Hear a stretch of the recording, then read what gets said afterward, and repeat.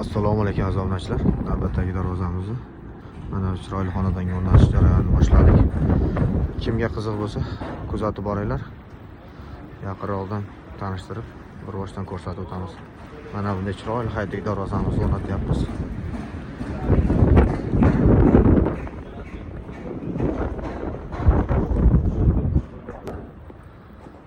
Mana darvozani ramkalab, xudo xolasa hozir ilamiz.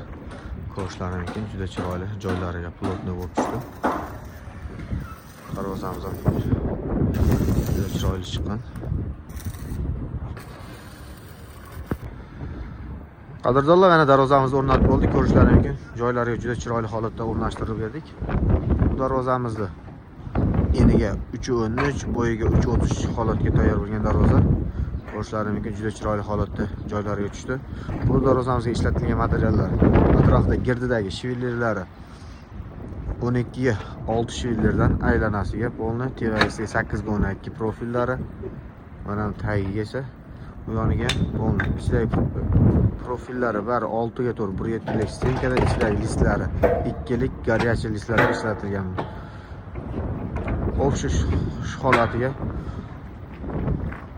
14 million so'mga olib kelib, o'z joyiga o'rnashtirib berdik. Kimga shunaqa darvozalar kerak bo'lsa, ekrandagi nomerlarga aloqa chiqarasizlar. O'zbekiston bo'ylab yetkazib beramiz. Hammaga katta rahmat, kuzatishda davom etinglar.